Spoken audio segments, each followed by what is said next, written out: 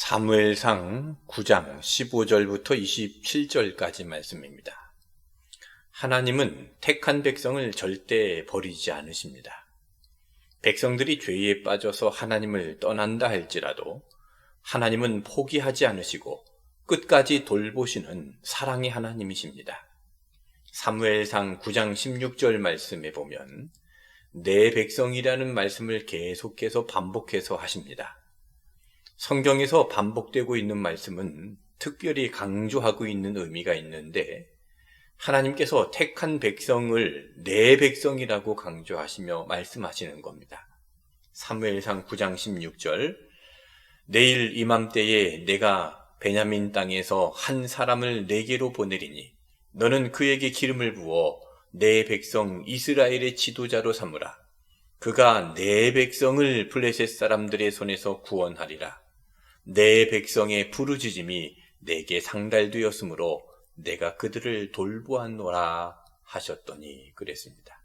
내 백성이라는 말을 계속 하시면서 하나님은 택하신 백성을 포기하지 않으셨다는 것을 강조하고 있습니다. 이스라엘 백성들이 어떤 백성들입니까?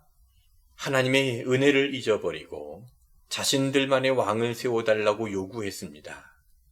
하나님께서 자기들이 왕이 되는 것을 싫어해서 자기들이 원하는 왕을 세워달라고 요청을 했습니다.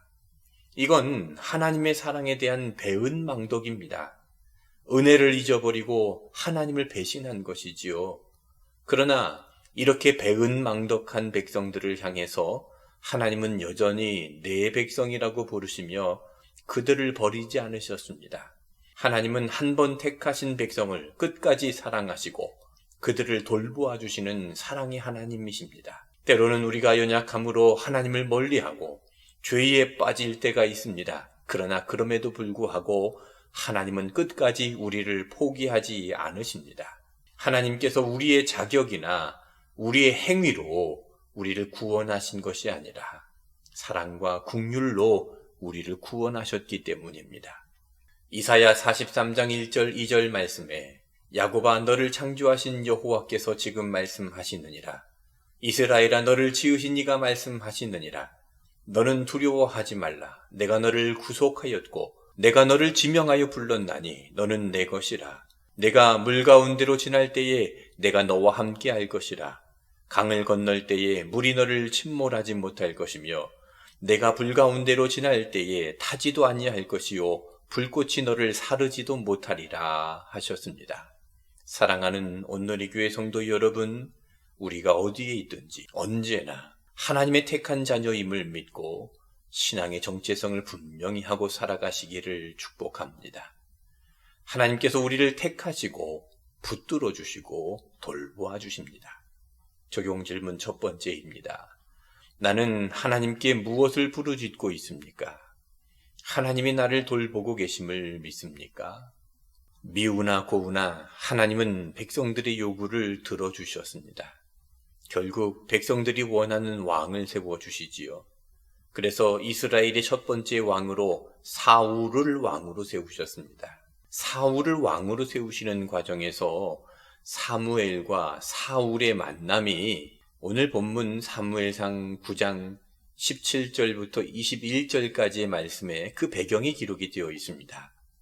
사무엘과 사울의 만남은 우연한 만남이 아닙니다. 사울이 계획한 것도 아니고 사무엘이 계획한 것도 아닙니다. 우연인 것처럼 보이지만 이 만남 속에는 하나님의 섭리가 들어 있습니다. 사울의 아버지 기스가 암나귀를 잃어버린 사건이 이 두 사람을 만나게 했습니다. 이 사건이 우연인 것처럼 보이지만 그 안에 하나님의 섭리가 숨어 있는 것입니다. 사울의 아버지 기스가 암나귀를 잃어버린 것도 우연이 아니고 그 암나귀를 찾으러 나간 사울이 즉시 찾지 못한 것 또한 우연이 아닙니다. 이 모든 일이 우연인 것처럼 보이지만 우연이 아니라 하나님의 섭리인 것입니다. 두 사람이 만나기 위한 하나님의 섭리입니다. 우리 삶에도 예상치 못한 일들이 찾아옵니다. 때로는 우연인 것처럼 보이는 사건들이 있습니다. 하지만 믿음의 사람들은 그런 우연 같은 만남 속에서 하나님의 섭리를 찾으려는 눈을 가져야 합니다. 그리고 그 만남을 소중히 여겨야 합니다. 우연한 만남이 아니라 하나님께서 섭리 안에서 만나게 하셨기에 그 만남을 소중히 여겨야 하는 것입니다. 사랑하는 가족과의 만남은 우연이 아닙니다. 아내와의 만남, 남편과의 만남, 우리 자녀들과의 만남은 우연이 아닙니다. 교회 안에서의 지체들과의 만남도 우연이 아닙니다. 우리가 살아가면서 이웃들과의 만남도 우연이 아닙니다. 우연인 것처럼 보이지만 그 만남 속에 하나님의 섭리가 있습니다. 하나님의 계획하심이 있습니다. 그 만남을 소중히 여기고 그 만남을 통해서 하나님께서 계획하신 그 뜻을 발견하고 그 뜻을 이루어가는 온누리 교회가 되시기를 축복합니다. 적용 질문 두 번째입니다. 나는 어떤 일로 누구를 만나 하나님을 알게 되었습니까? 그 모든 것이 우연이 아닌 하나님의 섭리임을 인정합니까? 하나님께서 계획하신 일은 우리의 순종을 통해서 이루어집니다. 순종하는 사람이 있을 때 하나님의 뜻과 계획은 온전히 이루어지게 되고 결국 그것은 우리에게도 가장 좋은 길이 됩니다. 사무엘은 자신이 지도자로 있는데 백성들이 왕을 세워달라는 말에 섭섭했을 것입니다. 사무엘은 늙었으니 우리를 다스릴 왕을 세워달라. 백성들이 그렇게 말을 하니 사무엘이 서운할 수밖에 없었을 것입니다. 그러나 사무엘은 하나님께서 왕으로 세우시려는 사울을 상석에 앉히고 그를 특별히 대접합니다. 사무엘상 9장 22절 말씀에 보면 사무엘이 사울과 그의 사환을 인도하여 객실로 들어가서 청한 자 중 상석에 앉게 하였는데 객은 30명가량이었더라 그랬습니다. 30명이 둘러앉은 그 자리에 사울을 상석에 앉게 했습니다. 이것은 왕으로서 특별히 대접을 해주는 배려입니다. 사무엘이 하나님의 뜻이기 때문에 순종하면서 사울을 정성껏 대접했습니다. 자신의 감정에 빠지지 않고 하나님께서 하시는 일을 신뢰하고 순종하고 있습니다. 하나님께서 계획하시는 일은 우리의 순종을 통해서 이루어집니다. 순종하는 사람이 있을 때 하나님의 뜻과 계획은 온전히 이루어지게 될 것이고 그 모든 것들은 결국 우리에게도 가장 좋은 길이 됨을 믿으시기를 바랍니다. 적용 질문 세 번째입니다. 하나님의 결정에 순종하여 내가 성심껏 대접해야 할 사람은 누구입니까? 기도하겠습니다. 사랑의 하나님 아버지, 택하신 백성을 끝까지 포기하지 않으시고 인도해 주시는 사랑에 감사드립니다.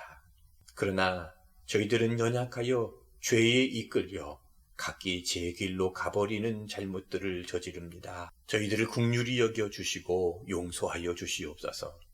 각기 제 길로 갈지라도 여전히 우리를 내 백성이라 부르시며 붙들어 주시는 주님의 음성을 듣고 주님께로 돌아가기를 원합니다.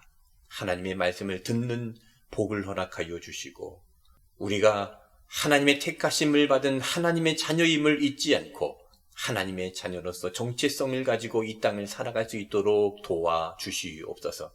사무엘과 사울의 만남이 우연이 아니라 하나님의 계획 속에 이루어진 것처럼 우리의 가정, 우리 교회, 그리고 또한 만나는 모든 이웃들과의 만남이 하나님 섭리 안에서 소중히 여길 수 있는 믿음을 주시기를 원합니다. 사무엘이 하나님의 뜻을 따르며 사울을 귀하게 대접하였듯이 우리도 가족들을, 우리 지체들을, 이웃들을 귀하게 대접하며 섬기며 사랑하게 하여 주시옵소서. 이 사랑이 흘러가게 하여 주시고 이 사랑이 하나님 나라의 통로가 되게 하여 주셔서 하나님께 영광이 되게 하여 주옵소서. 예수님의 이름으로 기도하옵나이다. 아멘.